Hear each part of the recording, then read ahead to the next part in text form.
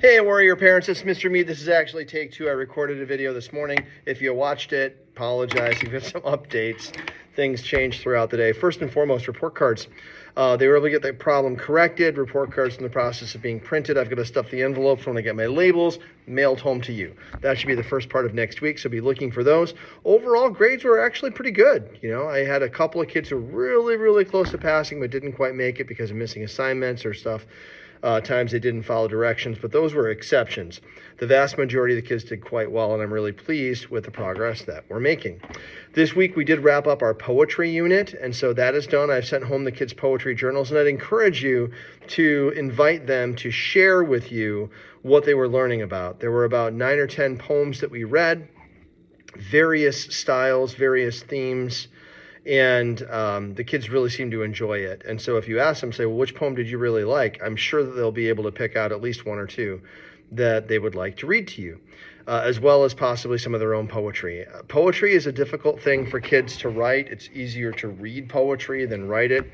And so we didn't always finish to the end of each chapter, especially if it's writing a poem like this. Today's poem was brutally difficult, called a villanelle, and you've got to have just the structure of it is beyond what I would expect a fifth grader to be able to do. But some of the kids did try.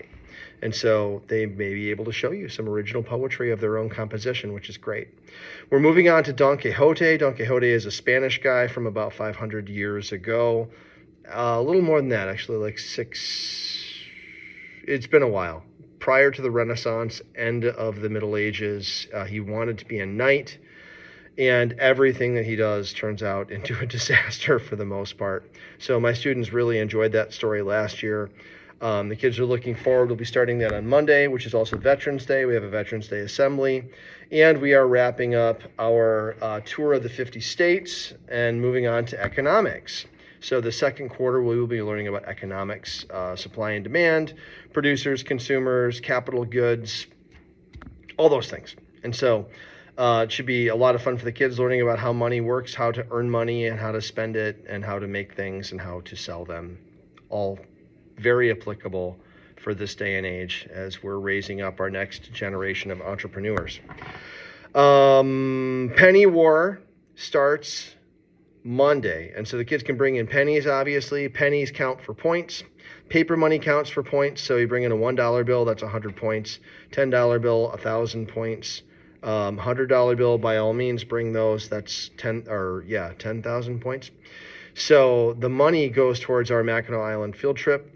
I did just hear this morning that the cost of the ferry service has gone up. And so we're like, oh my goodness. We're hoping for a successful fundraiser. If kids bring in silver coins, you can drop those in another grade level to take points away. And I did just hear from my coworkers that we're going to have a teacher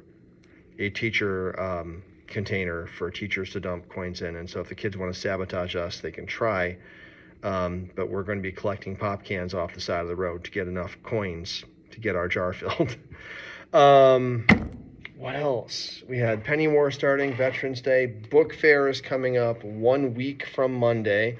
There is a $4 minimum for the kids to go to the book fair because they've got a limited amount of space, limited amount of time. So we want to send kids who actually have money for books. And if you bring money for books, this is next Monday, please do not bring a plastic sandwich bag full of pennies. Save that for our Penny War. Don't bring it to the book fair because then a volunteer is going to have to count your pennies while there's 20 kids in line. And just please don't do that. So if the kids are bringing money to the book fair, if you wouldn't mind just buying their pennies for the $1 bill, much easier, much faster. It allows us to get more kids through the line more quickly and provide greater access to the books. I think that is everything. Great week, great wrap up to the first quarter. Hope that you are having a great weekend with your family. And if you're rooting for a football team, I'd invite you to root for the Stags as my stepson Coulson continues his quest to Ford Field. That's tonight. Thanks so much, Warrior families, and I'll see you next week.